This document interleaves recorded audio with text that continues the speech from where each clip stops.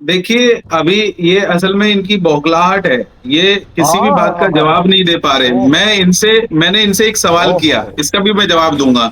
मैंने इनसे एक सवाल किया, मेरे एक सवाल का ये जवाब नहीं दे पाए। मैंने इनसे कहा कांग्रेस बड़ी मुसलमानों की हितैषी बनती है।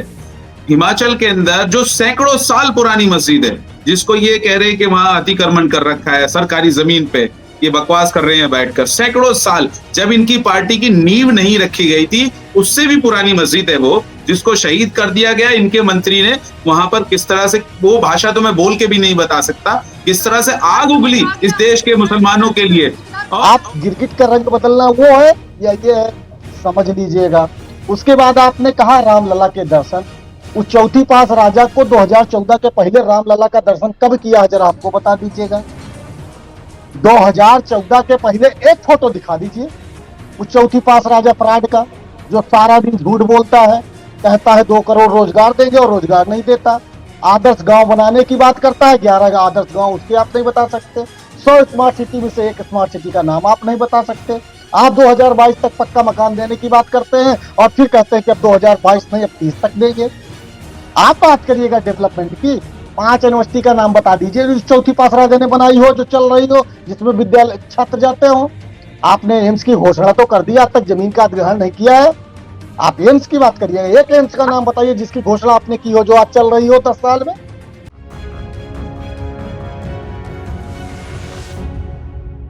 देश नीति केवल सच्ची और पक्की खबरें। हमारे साथ संदीप त्रिपाठी जी कांग्रेस की ओर से जुड़ गए हैं। स्वागत है सर देश नीति के मंच पर जुड़ने के लिए।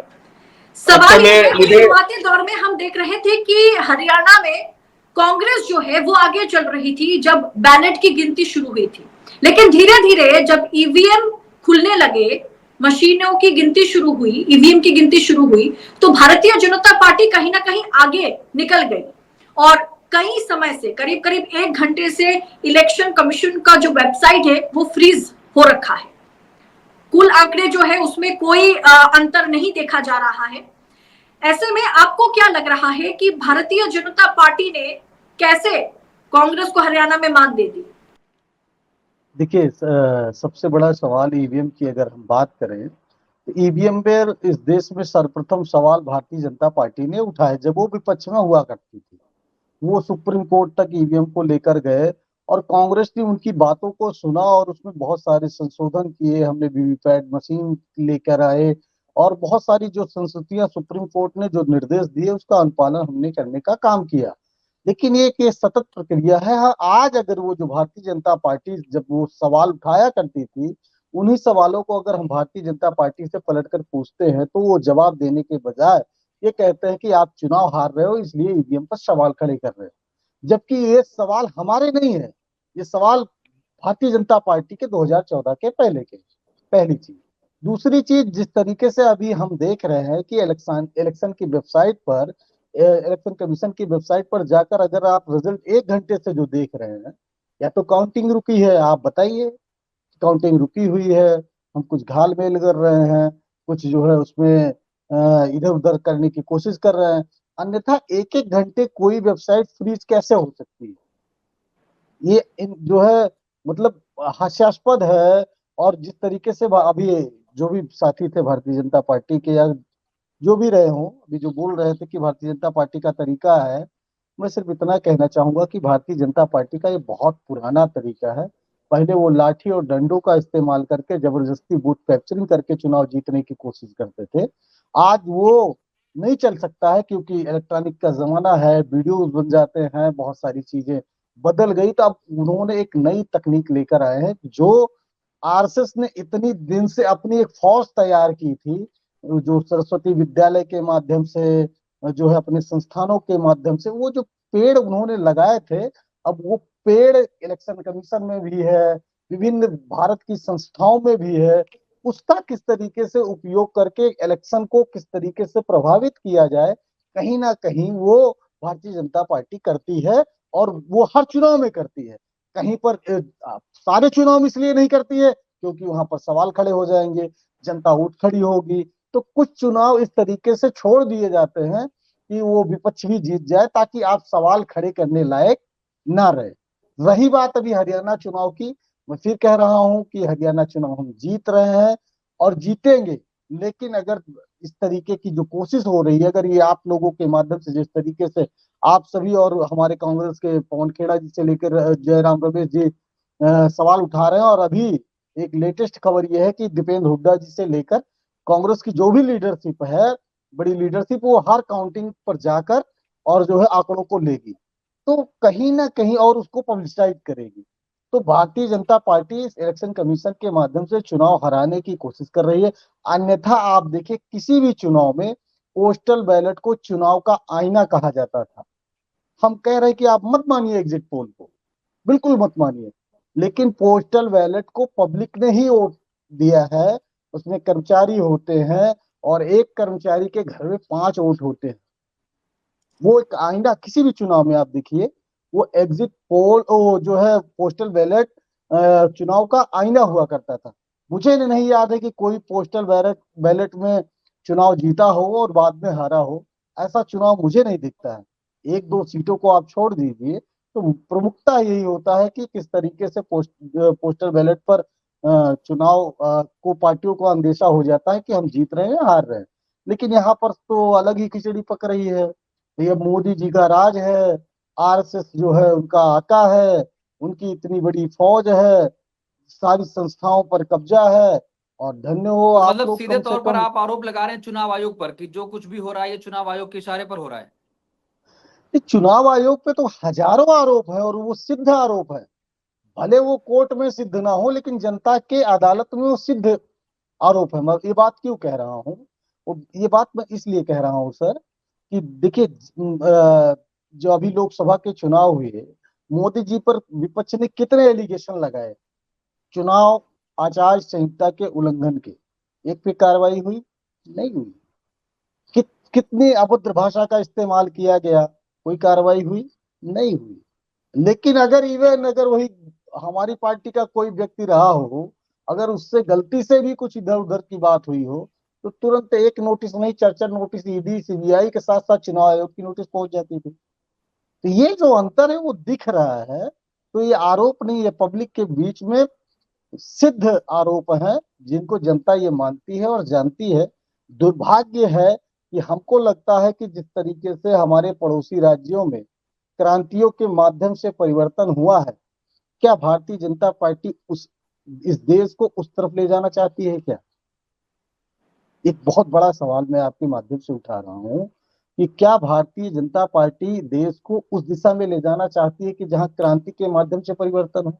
क्योंकि आप चुनाव के माध्यम से चुनाव फेयर आप करने नहीं दोगे, जनता कुछ चुनेगी। आप हरियाणा में आज चले जाइए, वहां पर आप समझिए कि ये जीत रहे हैं 52 सीटें, 51 सीटें, 50 सीटें, 49 सीटें, 48 सीटें, आ रहा है रुझान, लेकिन कोई सेलिब्रेट करने के लिए जनता नहीं निकल रही है।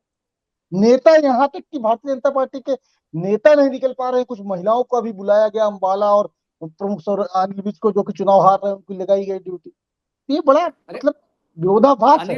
अनिल विज जो गृह मंत्री थे वो तो गाना गा रहे हैं, वो डांस भी कर रहे हैं। आप कह रहे हैं कि कोई वो नहीं कर रहा है। नहीं, वो तो चुनाव हार रहे हैं ना।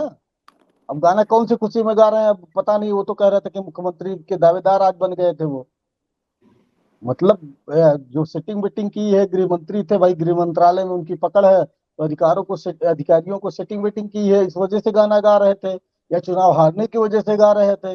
वो गाने की तो वजह इसलिए कि अभी चुनाव जो है ये तो समझ में आया नहीं वो वजह क्या थी कि जिसकी वजह से गाना गा रहे थे कि हमने चोरी कर ली है, माल हमारे घर में रखा है, क्या करोगे? ये ही हो सकता है। हमारे साथ भाजपा का और तो पक्ष कोई रखने के कारण लिए नहीं। शहजाद साहब हैं, हम इनसे बातचीत करेंगे और जानने की कोशिश करेंगे। शहजाद साहब, जिस तरीके से अब ये कहा जा रहा है कि भाजपा चुनाव आयोग पर दबाव बनाकर जो मैंडेट था जनता का, जी हेलो, कहेंगे जिस तरीके से अब जो रुझान आया है भाजपा आगे। जी मेरी आवाज आ रही है? जी जी देखिए, इनके पास कोई लाइन नहीं है। ये जितने भी कांग्रेसी हैं, ये जब हार की तरफ चलते हैं तो इनके पास यही लाइन होती है कि ये चुनाव आयोग पे दबाव बना रहे हैं या कुछ और उसमें जोड़ देंगे। और जबकि तुष्टीकरण की राजनीति कांग्रेस ने इस देश में पैदा की है हमेशा से। जो हिंदू मुस्लिम की जो यहाँ नींव रखी है इस देश में, भारत देश में, उस नींव को रखने वाली कांग्रेस पार्टी है। और आज तक इस देश जो इन 10 सालों के को छोड़कर आप पीछे की अगर बात करें तो ये देश जो आज यहाँ पहुंचा है तो ये कहीं ना कहीं कांग्रेस की ही देन है। आज ये 10 साल में क्यों बौखलाए हैं? क्योंकि भारत के जो प्रधानमंत्री हैं नरेंद्र भाई मोदी जी, वो विकास की बात कर रहे हैं, ये विनाश की बात करते हैं। आप देखिए किस तरह से हिमाचल के अंदर इनका जो मंत्री है, किस तरह से वो मस्जिद और मदरसों पे हमले कर रहा है और वहां इनकी मोहब्बत की दुकान बंद हो जाती है। ना राहुल गांधी बोलता है, ना इनका प्रवक्ता बोलता है, ना प्रियंका गांधी बोलती है, ना कोई इनका कार्यकर्ता बोलता है। इनकी आवाज तब खुलती है क्योंकि ध्रुवीकरण इनको करना बहुत अच्छे से आता है। जैसे कोई भी बात होती है तो किसी स्टेट में जहां भारतीय जनता पार्टी की सरकार है वहां बहुत जल्दी जाकर बोलते हैं। अभी वहां पर हुआ जो इनके खुद के हरियाणा तो सर जीत रहे हैं, हरियाणा तो भारतीय जनता पार्टी फुल बहुमत से जीत रही है, इसीलिए ये बौखलाहट है जो ये बातें कर रहे हैं और साफ साफ नजर आ रहा है। अब तो यही है कि भारतीय जनता पार्टी जीत कैसे रही है? वहां पर किसान आंदोलित देखिए इस देश में आंदोलित रहे, इस देश में भारतीय जनता पार्टी नहीं, कोई भी पार्टी हो, जो भी जिताएगी जनता जिताती है। जनता देश में सबसे बड़ा तंत्र है, जनता ही जिताने वाली है, जनता ही हराने वाली है। अगर आज ये चुनाव आयोग पे सवाल उठा रहे हैं तो जब ये दूसरे स्टेट में जीतते हैं, किसी स्टेट की भी बात आप कर लो, तो वहां क्यों नहीं उठाते ये सवाल? वहां क्यों ये ईवीएम पे सवाल नहीं उठाते? कांग्रेस कह रही है आप लोग जीतने कहाँ देते हैं। मध्य प्रदेश में अगर माहौल बनता है तो वहां पर भी कुछ ना कुछ हो ही जाता है। छत्तीसगढ़ में लग रहा था कांग्रेस की सत्ता वापसी होगी, भूपेश बघेल वापस आएंगे, वहां पर कल का मैडम कल का दिन बाकी है, बल्कि आज 8 तारीख हो गई, अब तो टाइम भी नहीं बचा है। आज कहीं ना कहीं रिजल्ट आ जाएंगे फाइनल, तो क्यों बौखला रहे हैं? जनता जवाब देगी। जनता सबसे सर्वोपरि है, जनता इस देश के अंदर सबसे बड़ा तंत्र है और जनता ही जवाब देने वाली है। कौन जीतेगा कौन हारेगा? मैं चाहता हूँ भाजपा के जो भी साथी हैं, नाम थोड़ा सा मैं सुन नहीं पाया था। मेरा नाम शहजाद अली है जी। शाहजाद भाई 3 चीजें आपने प्रमुखता से उठाई कि भारत में तुष्टीकरण की नींव कांग्रेस ने रखी। पहला सवाल जहां तक मैंने सुना यही था। तो आप या तो भारत के इतिहास को नहीं जानते हैं, आपने व्हाट्सएप यूनिवर्सिटी पर भारतीय जनता पार्टी के उन वक्तव्यों को पढ़ा है लेकिन इतिहास नहीं जानते। अब सुनिए शाहजाद भाई, मैंने बहुत शांति से सुना है आपको, आप रिलैक्स होकर सुनिए, तो आपका समय आएगा, आप जवाब दीजिएगा। आपने कहा कि हमने नींव रखी है।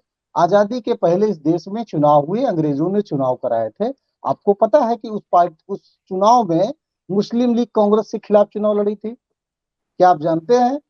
हम मुस्लिम लीग के खिलाफ चुनाव लड़े हैं सर, और हिंदू महासभा के खिलाफ भी चुनाव लड़े हैं। तो हम तो मुस्लिम कट्टरपंथ को भी नहीं मानते हैं और हिंदू कट्टरपंथ को भी नहीं मानते हैं। हम दोनों को कट्टरपंथ का ही खिलाफत करते हैं, चाहे वो हिंदू कट्टरपंथी हो चाहे मुस्लिम कट्टरपंथी हो। तो आप ये नहीं कह सकते कि हमने कोई नींव रखी है।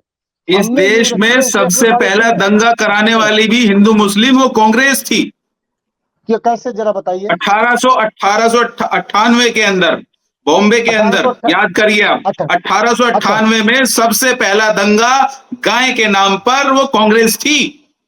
तो दूसरा बॉम्बे के अंदर ऑपरेशन ब्लू, आज तक इतना बड़ा दंगा देश के अंदर नहीं हुआ है। ऑपरेशन ब्लू शनाख्त करके लोगों को मरवाया था, 5 लाख मुसलमानों को।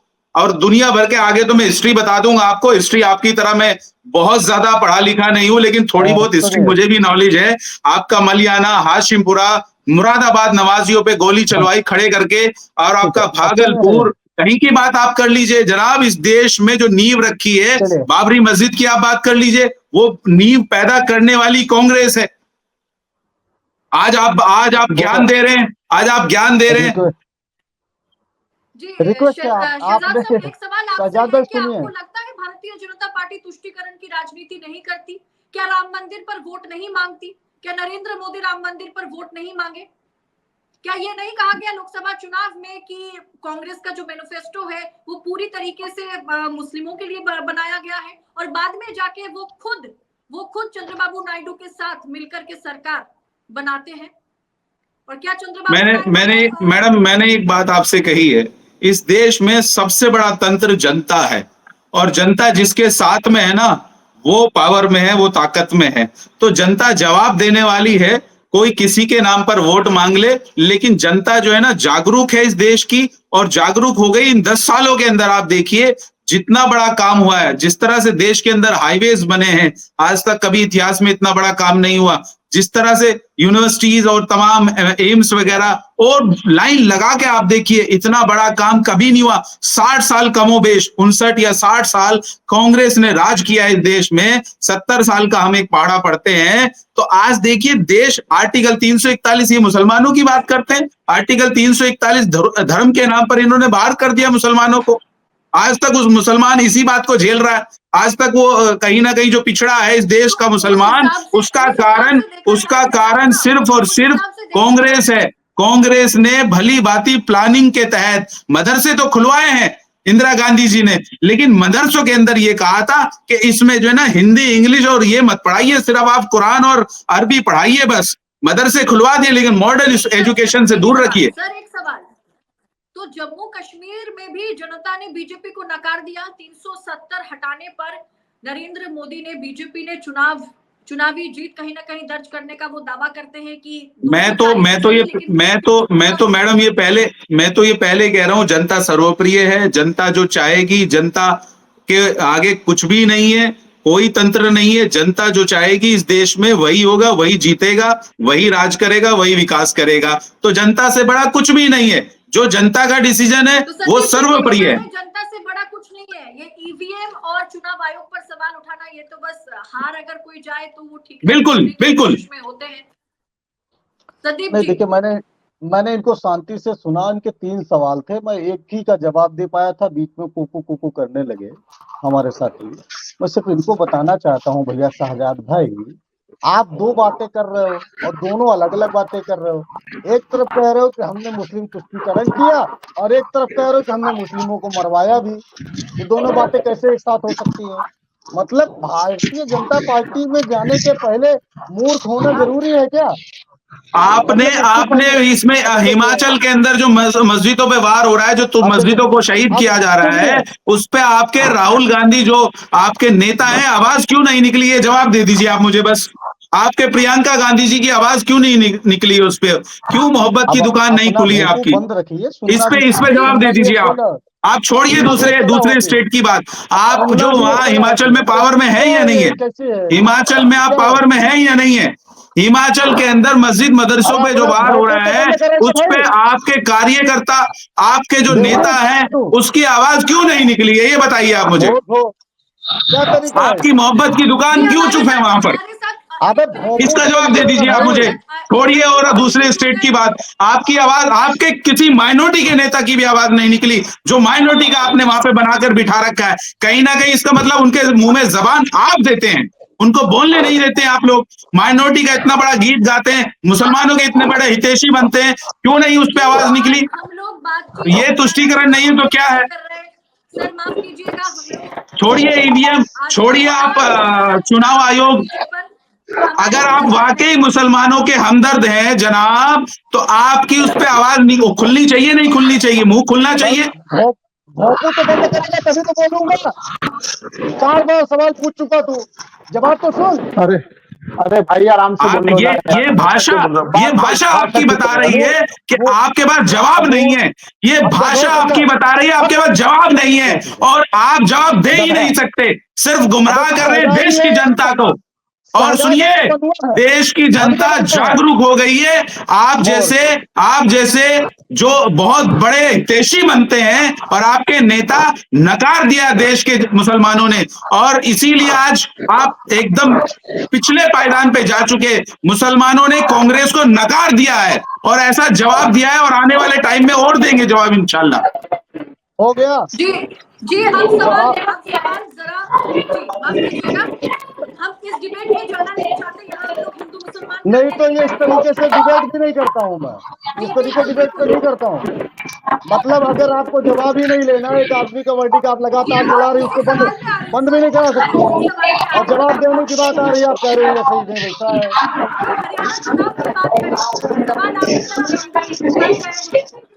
शहजाद जी कुछ भी बोल रहे थे, हम लोग इस पर बात ना करें तो ज्यादा अच्छा है, क्योंकि ये मंच तो उनकी बात क्यों आने दी आपने?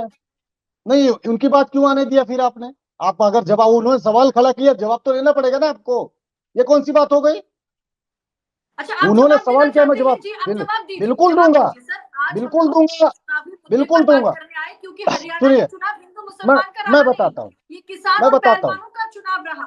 आज अगर नहीं नहीं, बीजेपी चुनाव जीत रही है तो कहीं ना कहीं दुख दर्द किसान और पहलवानों को होगा। यही ठीक आज है, मैं, का सवाल है और अरे यही मुद्दा देवी है। जी, जवाब तो जी ले सर, आप लीजिए। बताइए, आप खत्म कीजिए, आप खत्म कीजिए। आप उनको जवाब देना चाहते हैं, दीजिए। अरे बिल्कुल बोलने देंगे तभी ना, वो पहले वो नहीं बोलने दे रहे थे। अब आप, जी मैं सर, सिर्फ जी इतना सर, कह रहा हूँ, जी उन्होंने जवाब 3 दीजिए। सवाल जो खड़े किए थे, अभी उन्होंने कहा कि हिमाचल पर आपकी जबान नहीं फूट रही है। हमारी सरकार ने ऑफिशियल बताया कि अगर सरकारी जमीन पर कोई भी अतिक्रमण करेगा तो पिछवाड़ा लाल कर दिया जाएगा। स्पष्ट कहा, इससे स्पष्ट और क्या होगा भाई? वो कोई भी हो। और आप ये जो, वहीं पर ये बात खत्म हो जाती है कि हम मुस्लिम को देखकर कोई काम करते हैं। हम संविधान को मानने वाले हैं भाई। कोई भी संविधान तोड़ेगा तो वो टूट जाएगा। वो चाहे शहजाद हो चाहे संदीप हो। अब तीसरी चीज, अभी आपने कहा कि ईवीएम पर सवाल आप क्यों खड़े करते हो। पहली बात तो आपने जो दंगों की बात की वही गलत है। 1898 ना हम थे, ना हमारी सरकार थी, ना हमारा कोई अस्तित्व था। हम सिर्फ एक राजनीतिक दल थे जो कि आजादी के लिए लड़ाई लड़ रहे थे। दंगे हम कराए, ये पता नहीं कहां कहां से थ्योरी लेकर आते हैं वही भारतीय जनता पार्टी के लोग। फिर मोदी जी ईद पर जो है भाई, ये ईद पर मोदी जी को ईदी भेजने वाले होंगे। और एक बात और, हमारे यहाँ अयोध्या में एक घटना हुई, बड़ी हास्यास्पद और बड़ी मजेदार बात बता देता हूँ। अयोध्या में घटना हुई, कुछ हिंदू मुस्लिम बनकर अयोध्या के मंदिरों पर मांस का टुकड़ा फेंक रहे थे। ऐसे लोगों को भारतीय जनता पार्टी ने जो है भर्ती कर रखा है, जो है तो कुछ और बन के कुछ, बोलते हैं कुछ।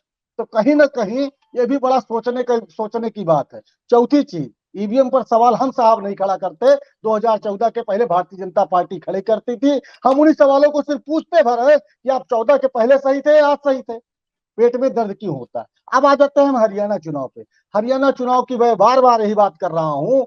अभी आप चले जाइए, शहजाद जी वेबसाइट खोल लीजिए इलेक्शन कमीशन की। इलेक्शन कमीशन की वेबसाइट पर रिजल्ट क्यों रुके हुए हैं?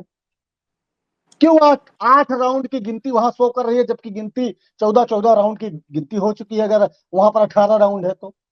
ऐसा क्यों? जो आप ये रिजल्ट देख रहे हो परिवर्तित हो जाएगा। जो माहौल, जो अधिकारी 1000 वोट 2000 वोट पर बेईमानी करके चुनाव जिता देते हैं, वो नहीं हो पाएगा, वो नहीं कर पाओगे आप। जब वेबसाइट पर आंकड़े अपडेट हो जाएंगे तो जो 1000 2000 की सीटें आप जबरदस्ती जीतने की कोशिश कर रहे हो, सोच रहे हो, वो नहीं हो पाएगा। ये तो दिख रहा है ना, आप ही कर लीजिए जी, सर्च। हम अब झूठ बोल रहे हैं, सर, सर्च कर लीजिए। अब हमारे साथ वरिष्ठ नेता अनिल गोयल जी जुड़ गए हैं। सर, सवाल आपसे करेंगे कि क्या लगता है, कांग्रेस जिस तरीके से हमें लग रहा था कि कांग्रेस शायद हरियाणा चुनाव में वापस आएगी, लेकिन भारतीय जनता पार्टी बढ़त बनाए हुई है। ये भी बात सच है कि इलेक्शन कमीशन का वेबसाइट जो है वो कई समय तक, करीब करीब 1 घंटे से ऊपर हो चला है, वो फ्रीज है। इस चुनावी नतीजे को या रुझान को आप किस अंदाज में देख रहे हैं, अनिल गोयल जी? पहले तो मैं आप सबके दर्शकों को, आपके दर्शक हैं, धन्यवाद सर, कि ये चुनाव शांतिपूर्वक। मेरी आवाज कट रही है या नहीं आ रही? नहीं, आवाज हो रही है, बहुत आवाज आ रही है। आप थोड़ा सा हेडफोन सही से लगाइए सर। अब कैसा हो रहा, अब कैसी आ रही है? ठीक है सर, ठीक है, आवाज ठीक है। पहले तो आप सबको बधाई। और दूसरी बात यह है कि जो चुनाव है, जनता का फैसला अंतिम फैसला होता है। सभी पॉलिटिकल लोग ये बात कहते हैं और आज हम भी यही बात कह रहे हैं कि जनता का फैसला अंतिम फैसला है। और सही मायनों में आज जो जनता का जो फैसला सामने आ रहा है, उस फैसले के अंदर अभी तक के जो परिणाम सामने आ रहे हैं, उन परिणामों से भाजपा, देश की जनता भाजपा से खुश है। देश की जनता ने भाजपा की नीतियों का समर्थन करा है। आज वो बड़ी, अभी बहुत देर से पहले आपस में बातचीत हो रही थी, काफी गर्मा गर्मी की बातचीत हो रही थी। लेकिन मैं एक बात जरूर कहना चाहता हूं कि देश के अंदर वही पार्टी काम राज करेगी जो पार्टी 36 बिरादरियों को साथ में लेकर के चलेगी, जो पार्टी सबको साथ में लेकर चलेगी, जो पार्टी निश्चित तौर पर देश हित में कानून बनाएगी, देश हित में काम करेगी, उसी पार्टी को जनता स्वीकार करेगी। जनता अपना जो राजा चुनना चाहती है, वो उसी को राजा चुनती है कि जो उसके हित में काम करे।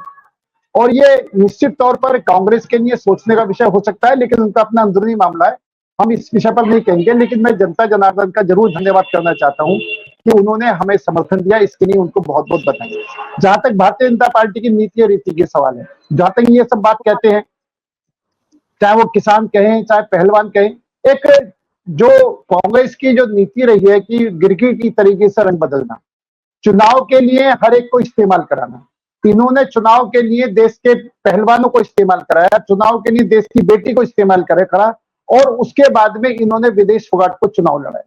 निश्चित तौर पर ये, क्योंकि जंतर मंतर पर इन्होंने धरना दिया था, वो कांग्रेस की प्लानिंग से जनता धरना था। इनको देश के हित से मतलब नहीं है, इनको सिर्फ मतलब है कि देश की व्यवस्था कैसे खराब हो, देश की हालात कैसे खराब हो, चाहे वो किसान हो चाहे वो पहलवान हो, सबको बरगला करके और सड़कों पर उतारना इनकी पॉलिसी रही है। क्योंकि ये सत्ता से दूर रहने की आदत नहीं है, हर तरीके से हमें सत्ता पर काबिज हो, ये इनकी सोच है। दूसरा, भी थोड़ी देर पहले ये मस्जिद की बात, हिमाचल की बात कर रहे थे। मैं मस्जिद और हिमाचल की बात तो आप जो कह रहे थे वो बिल्कुल, आपने जो कहा और इन्होंने जो कहा वो इन दोनों का सोचने का विषय। लेकिन मैं एक बात कहना चाहता हूं, आपने आज तक अभी तक ये नहीं कहा कि आप 370 को बहाल करना चाहते हैं या हटाना चाहते हैं। आपके गठबंधन का लोग जो है वो कह रहे हैं, एनसीपी वाले, कि हम एनसी वाले कह रहे हैं कि हम जम्मू कश्मीर में 370 बहाल करेंगे, जबकि वो किसी की मतलब कर ही नहीं सकते। आपने अभी तक ये बताया कि आप उसका समर्थन कर रहे हैं या विरोध कर रहे हैं। जनता आपसे पूछना चाहती है कि आप जिस गठबंधन से चुनाव लड़े हो उसमें 370 का समर्थन कर रहे हो या 370 का विरोध कर रहे हो। 370 बहाल करोगे या 370 हटनी चाहिए। आपने आज तक जो सनातन धर्म पानी के देने वाले थे, जो सनातन धर्म को मिले डेंगू कहते हैं, उनका समर्थन आपके राष्ट्रीय अध्यक्ष खड़गे जी के बेटे करते हैं, लेकिन आपने आज तक उसका बहिष्कार नहीं करा। अभी आप कानून और संविधान की बात कर रहे थे, तो कौन से कानून संविधान में लिखा हुआ है कि सनातन धर्म को गाली दी जाए? आपका किसी भी एक नेता ने नहीं बोला। आप जो है निश्चित तौर पर सिर्फ शैलजा जी को जब लगा कि शैलजा जी के नाराज होने से हरियाणा में हार सकते हैं तो उनको फुचकार रहे हैं, फिर शैलजा जी को दुत्कार रहे हैं। आपकी नीति स्पष्ट नहीं है, और जनता ने निश्चित तौर पर, जिसकी नीति रीति स्पष्ट नहीं होती है, जनता उसको समर्थन नहीं देती है।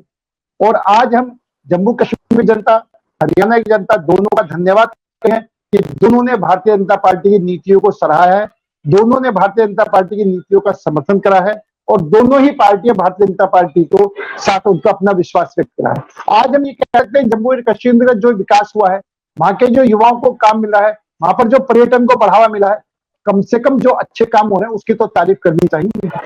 आज भारत में कल तक जब हिंदू कांग्रेस था तो कांग्रेस के मंत्री ने कहा था कि हम एक जेट विमान भी नहीं खरीद सकते, और आज हम कहते हैं हम राफेल भी खरीद रहे हैं, AS400 भी खरीद रहे हैं, और हम अपने को सुरक्षा सामग्री निर्यात भी कर रहे हैं। हम चंद्रयान पर भी जा रहे हैं, हम गगनयान पर भी जा रहे हैं। आप ये बात समझें, जिस तरीके से भारत ने तरक्की करी है, जिस तरीके से पूरे विश्व में भारत का पटल पर नाम गया है, जिस तरीके से तिरंगा लेकर के वहां पर जो लोग तिरंगे की आड़ में लेकर निकल रहे हैं, जिस तरीके से विदेशों से में फंसे हुए लोगों को पहले हम दूसरे देशों पर आधारित निकालते थे, आज हम विदेशों के लोगों को भी हम निकालते हैं। जिस तरह से भारत के लोगों का सम्मान पूरे विश्व में बढ़ रहा है, जनता इसको स्वीकार कर रही है। और मेरे कांग्रेस के भाई यहाँ बैठे हुए हैं, मैं इनको सम्मानपूर्वक सुन रहा था, आगे भी सम्मानपूर्वक सुनूंगा, लेकिन निश्चित तौर पर हमको देश हित में सोचना शुरू करना चाहिए। पार्टी हित में, परिवारवाद हित में, भ्रष्टाचार हित में, माफियाओं हित में अगर हम सोचते रहेंगे तो निश्चित तौर पर जनता हमको नहीं स्वीकार करेगी। हमको गिरगिट की तरीके से रंग नहीं बदलना चाहिए। कभी हम जनेऊ जो है कोट के ऊपर पहन करके आ जाते हैं, और कभी हिंदू कहते हैं कि हम हिंदू हैं, वो मतलब बाई एक्सीडेंट हमें कहने में अपने आप को शर्म आती है। जो आदमी रामलला के दर्शन, रामलला के अस्तित्व को स्वीकार नहीं करने को तैयार है, तो निश्चित तौर पर आपको अपने विषय पर सोच करके आगे चलना चाहिए। और ये जनता ने स्पष्ट संदेश दिया है कि इस देश में हम उसी को स्वीकार करेंगे जिसकी नीति स्पष्ट होगी, जिसकी नीति स्पष्ट होगी। जो दुविधा में रहेंगे, एक सवाल करूंगी, उस हिसाब से देखा जाए तो भारतीय जनता पार्टी जो 303 पर थी वो तो लोकसभा चुनाव में 240 पर आ गई, तो जनता ने कहीं ना कहीं नकारा तो उसमें भी था। क्या नीतियों में देखो खोट आप रह गई थी? नहीं नहीं, एक पहली बात तो जनता का जनार्दन का हर आदेश सिर माथे है। आप ये देखो, तीसरी बार एनडीए की सरकार बनी है। पहली बार भी एनडीए की सरकार बनी, दूसरी बार भी एनडीए की सरकार बनी, तीसरी बार एनडीए की सरकार बनी। अब अगर हम ये कहें कि कांग्रेस की कभी 425 सीट होती थी, वो 40 सीट पर अटक गई, 40 से फिर 90 सीट पर आ गई। ये जनता क्या है, सबको टेस्ट करती है, जनता सबको सिखाती है, जनता सबको कहती है देश हित के अंदर बात करोगे तो हम तुम्हें वोट देंगे, देश हित में बात नहीं करो तो हम तुम्हें वोट नहीं देंगे, चाहे वो बीजेपी हो, चाहे कांग्रेस हो, चाहे कोई भी दल हो। तो आप इसके जनता के फैसले को स्वीकार करने की आदत डालनी चाहिए हमको।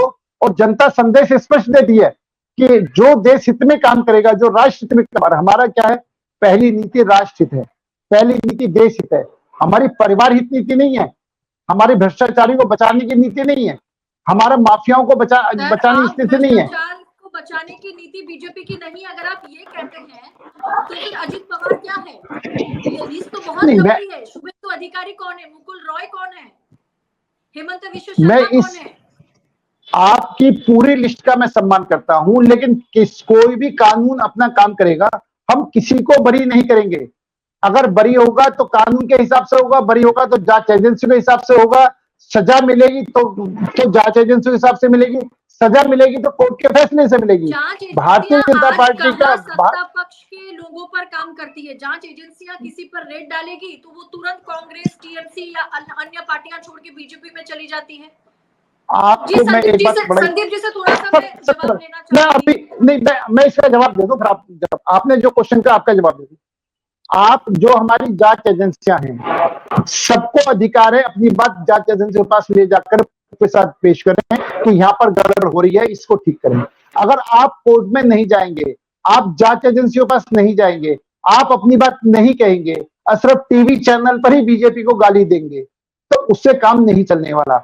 मैं सोनिया गांधी और राहुल गांधी दोनों जमानत पर बाहर हैं, और कांग्रेस के राज में ही सुब्रमण्यम स्वामी ने तथ्यों के साथ में कोर्ट में पेश हुए कि इस तरह से इन्होंने भ्रष्टाचार करा है, इतना बड़ा भ्रष्टाचार है, तो उनके ऊपर केस बनाए। आप मेरे कांग्रेस के साथी, मेरे भाई जो हैं, अगर उनको कहीं भी लगता है कि बीजेपी गलत है, कहीं भी लगता है बीजेपी की सहयोगी गलत है, तो उनको पूरा अधिकार है जांच एजेंसियों पर तथ्यों के साथ जाएं, वहां पेश हों और उन पर कार्रवाई की डिमांड करें, कोर्ट में जाएं, इनको पूरे खुले अधिकार। संदीप जी से, जी संदीप जी, इनका 9 मिनट हमने भाषण सुना है, 9 मिनट, और एक बात को 3 बार रिपीट किए हैं। 9 मिनट हम लोगों ने इनको सुना है, तो 9 मिनट तो बहुत ज्यादा टाइम होता है। 9 मिनट नहीं चाहिए मुझे, मात्र 4.5 मिनट चाहिए। जो इन्होंने प्रमुख सवाल पूछे हैं, लेकिन इनसे जवाब भी ले लीजिएगा, इसलिए कि जवाब देना भारतीय जनता पार्टी को आज तक नहीं आता, क्योंकि इनको सत्ता में रहने की आदत नहीं है। अभी इन्होंने पहली बात कही थी कि हमको विपक्ष में रहने की आदत नहीं है, तो इनको सत्ता में रहने की ही आदत नहीं है, सत्ता चलाना आता ही नहीं है, देश कैसे चलता है इनको पता ही नहीं है। तो जवाब जरूर ले लीजिएगा। इन्होंने पहला सवाल किया कि हम गिरगिट की तरह रंग बदलते हैं। चौथी पास राजा इस देश का जिसने आधार कार्ड का विरोध किया था, भाषण सुना है कि नहीं सुना है? गूगल कर लीजिएगा। एफडीआई का विरोध उसी चौथी पास राजा ने किया था, जाकर वीडियो देख लीजिएगा। सैकड़ों नीतियां, मनरेगा का विरोध, कांग्रेस की हर एक नीतियों का विरोध उसने किया। आज वो सारी नीतियां चला रहा है, नाम बदल बदल कर। निर्मल भारत को स्वच्छ भारत कर दिया, उस पर सेस लगा दिया उस चौथी पास राजा ने। आधार कार्ड अच्छा हो गया, 90% हमने बनाया, जब हमने जो है केडी जी को कैबिनेट का दर्जा दिया और आधार कार्ड से राष्ट्रीय सिक्योरिटी का हनन हो रहा था, उसी चौथी पास राजा का भाषण है। जीएसटी का विरोध उसने किया। आप गिरगिट का रंग बदलना वो है या ये है, समझ लीजिएगा। उसके बाद आपने कहा रामलला के दर्शन। उस चौथी पास राजा को 2014 के पहले रामलला का दर्शन कब किया है, जरा हमको बता दीजिएगा। 2014 के पहले एक फोटो दिखा दीजिए उस चौथी पास राजा फ्रॉड का, जो सारा दिन झूठ बोलता है, कहता है 2 करोड़ रोजगार देंगे और रोजगार नहीं देता। आदर्श गांव बनाने की बात करता है, 11 आदर्श गांव उसके आप नहीं बता सकते। 100 स्मार्ट सिटी में से एक स्मार्ट सिटी का नाम आप नहीं बता सकते। आप 2022 तक पक्का मकान देने की बात करते हैं और फिर कहते हैं कि अब 2022 नहीं, अब 30 तक देंगे। आप बात करिएगा डेवलपमेंट की, 5 यूनिवर्सिटी का नाम बता दीजिए जो चौथी पास राजा ने बनाई हो, जो चल रही हो, जिसमें विद्यालय छात्र जाते हो। आपने एम्स की घोषणा तो कर दी, आज तक जमीन का अधिग्रहण नहीं किया है। आप एम्स की बात करिए, एक एम्स का नाम बताइए जिसकी घोषणा आपने की हो, जो आज चल रही हो 10 साल में। गाना गाइएगा, काम हम करेंगे, आप लेवल चिपका कर बताइएगा। उसी तरीके से ये हम हथियारों का निर्यात कर रहे हैं, हथियार बनाएगा विदेशी, और अडानी की एक फर्म में आकर यहाँ पर लेवल लग जाएगा, बताओगे कि हम हथियार निर्यात कर रहे हैं। फैक्ट्री कहाँ है, कहाँ लगी है, बताओ फैक्ट्री। ड्रामेबाजी से देश चलेगा क्या? और आपने एक सवाल पूछा कि पार्टी की नीति स्पष्ट होनी चाहिए। आपकी नीति कहाँ स्पष्ट है, जरा बताइए, कौन सी नीति स्पष्ट है? मैं बताता हूं। जिन जिन आपने कहा आरक्षण आपकी पार्टी पहले कहती थी, और आपका वो आका, वो पितामह जिससे आप पैदा हुए हो अवैध रूप से, आप वो कहता था कि आरक्षण इस देश में नहीं होना चाहिए। अब आपके सुर बदल गए। जब हम कहते हैं कि हम 50% प्लस देंगे, तो आप हम ही पर आक्षेप लगाते हो कि हम खत्म करना चाहते हैं। बदल गए ना, ये नीति है आपकी।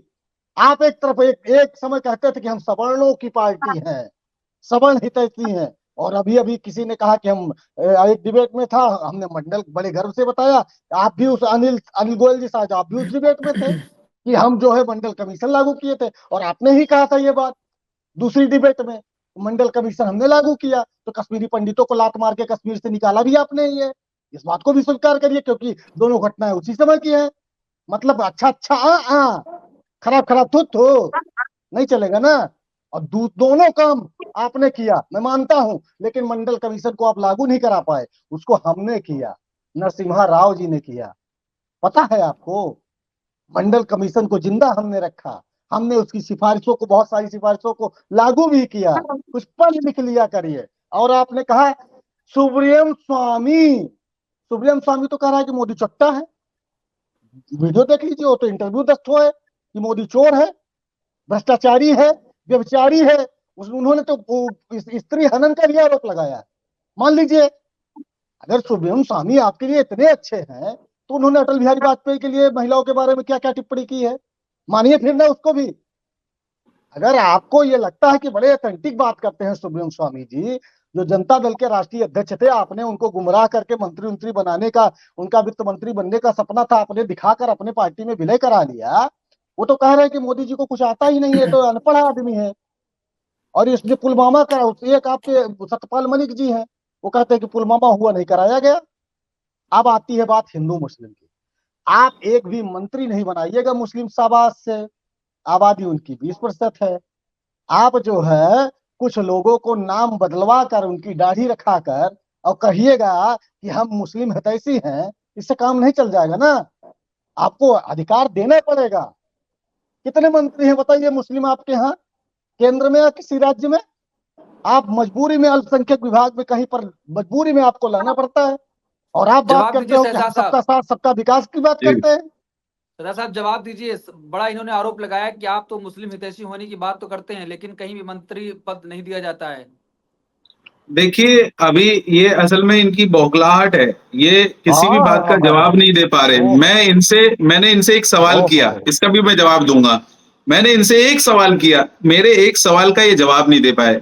मैंने इनसे कहा कांग्रेस बड़ी मुसलमानों की हितैषी बनती है।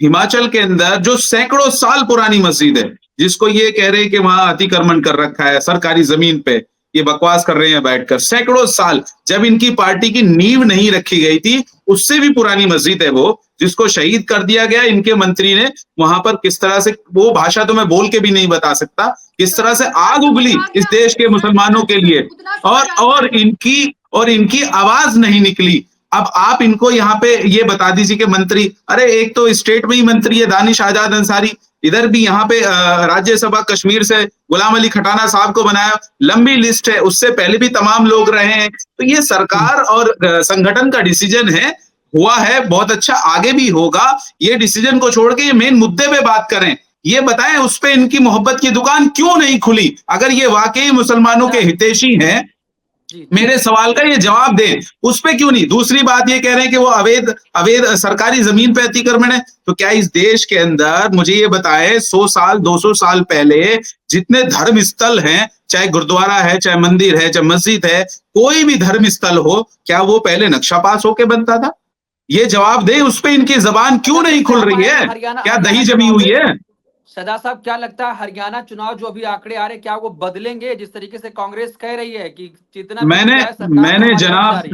मैंने असरार साहब एक बात ये कही है, इस देश में जनता सर्वप्रिय है, जनता सबसे बड़ा तंत्र है, और जनता जिसको चाहेगी जिताएगी, जिसको चाहेगी हराएगी। और जो देश हित की बात करेगा, जो देश हित के लिए काम करेगा, जो विकास की बात करेगा, ये तो विनाश की बात करते हुए आए हैं।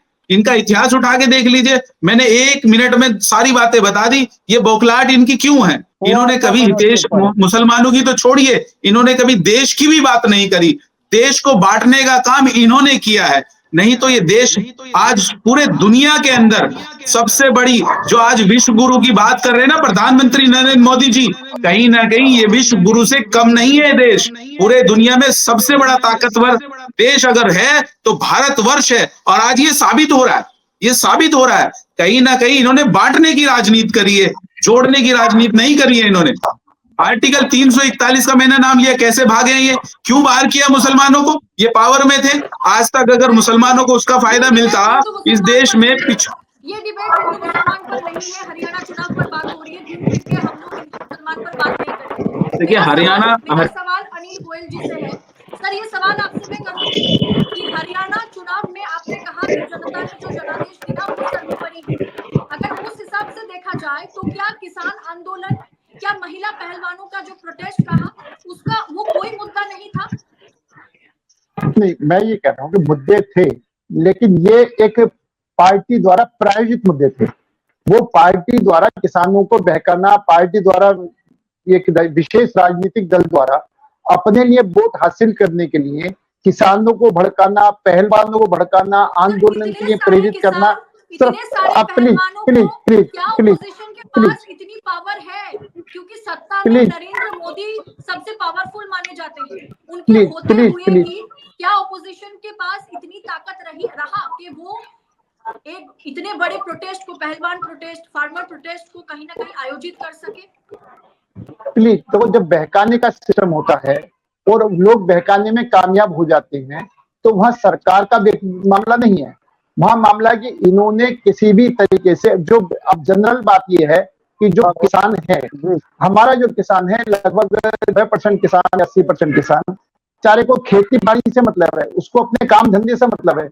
वो इतना पढ़ा नहीं है कि वो इनकी हर बात को उसका जवाब दे सकता है। तो इन्होंने किसानों को बहकाने की कोशिश करी है, इन्होंने पहलवानों को भड़काने की कोशिश करी है, लेकिन जब उन्हें हकीकत की पता चली है तो उन्होंने भी हमको वोट दिया है कि ये सरकार किसानों जितने भी काम कर रही है।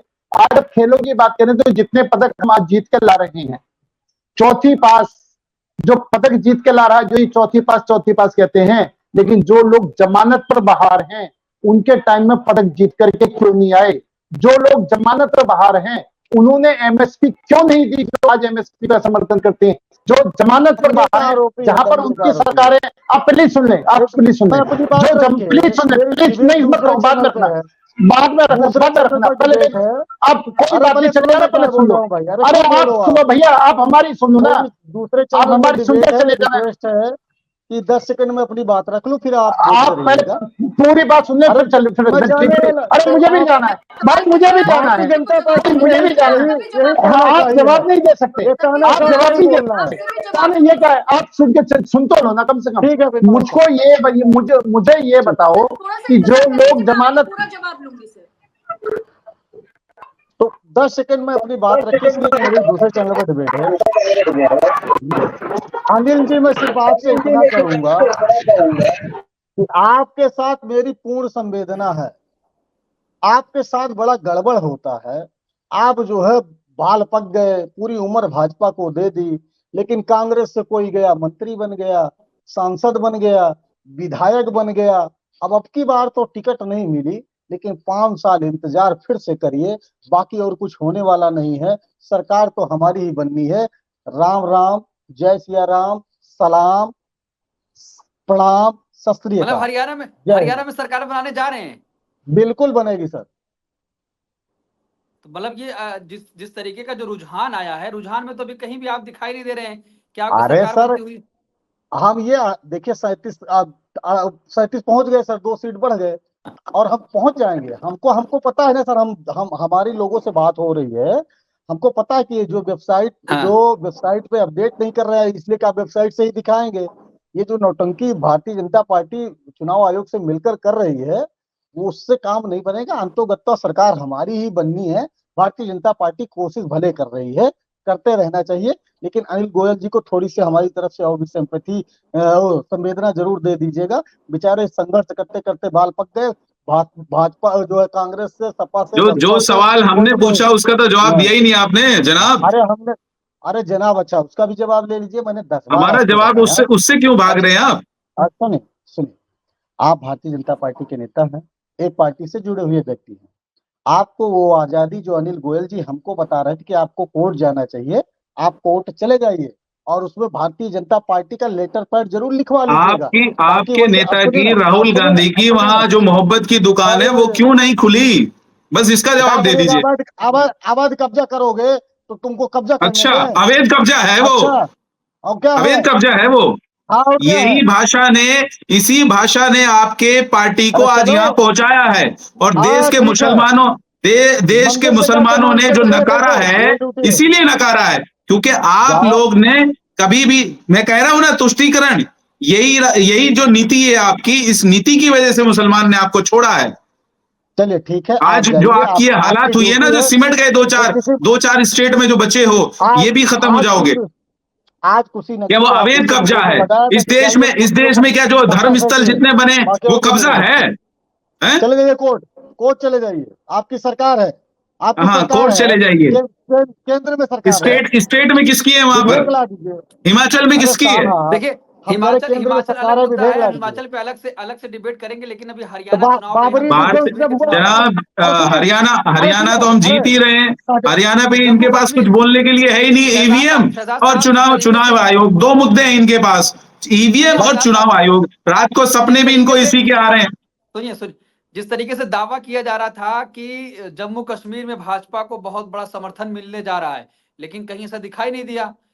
आपके पास तो कैंडिडेट मैंने नहीं एक बने बात ये जो कही है, पूरे 90 सीटों पर चुनाव इस लड़ने के लिए। देश में जनता सबसे बड़ा तंत्र है, जनता सर्वप्रिय है। जनता देश हित में जो काम करेगा उसको आगे बढ़ाएगी। इसमें इनको बौखलाहट की जरूरत ही नहीं है। जनता चाहेगी ना जिसको, उसको जिताएगी। ये तो मैं पहली बार जब से मैंने ज्वाइन किया डिबेट, तभी से ये बात बोल रहा हूं मैं। तो ये जो तंत्र पे आवाज उठाते हैं, इस देश में सबसे बड़ी बात ये है कि ईवीएम भी लेकर आने वाले ये कांग्रेस लेकर आई, उसके बाद भी सवाल उठाते हैं जिस स्टेट में जीतते हैं। लेकिन आपकी पार्टी लगातार ये दावा कर रही थी जम्मू कश्मीर में हम सरकार बनाने जा रहे हैं। अब वहां पर जो लोकतंत्र में रुझान आ रहे सबका हैं, आप देखिए अधिकार है, लोकतंत्र में सबका अधिकार है। अभी ये बैठ के क्या क्या बकवास कर रहे हैं, हमारे प्रधानमंत्री जी को चौथी पास बता रहे हैं। तो ये भी तो लोकतंत्र ने इनको अधिकार दिया ना। देखिए हम कितने प्यार से सुन रहे थे, हमने तो इनको कोई उस पर अपशब्द नहीं बोला, कुछ नहीं, और ये कैसे बौखला रहे हैं हमारे सवाल पर, बार बार बोल रहे थे। तो ये तो जनता जिसको चाहेगी। लेकिन अभी देखिए हरियाणा का जो रुझान था, अब उसमें भाजपा को भी अब सीटें घटने लगी हैं। अभी तक भाजपा 50 पर रुकी हुई थी, लेकिन अब 48 आ गई। वहीं पर कांग्रेस 35 थी, अब वो 37। तो क्या लगता है कि जो आंकड़े बदल रहे हैं धीरे धीरे, और जो खबर अभी आ रही थी कि 1000 वोट का अंतर है तकरीबन 30 सीटों पर, और 18 सीटें ऐसी हैं जहां पर सिर्फ 500 वोटों का अंतर है। तो क्या वो सब बदलेगा? और जो फैसला जनता का होगा हमें मंजूर है, और इस देश में जनता से ऊपर कुछ भी नहीं है।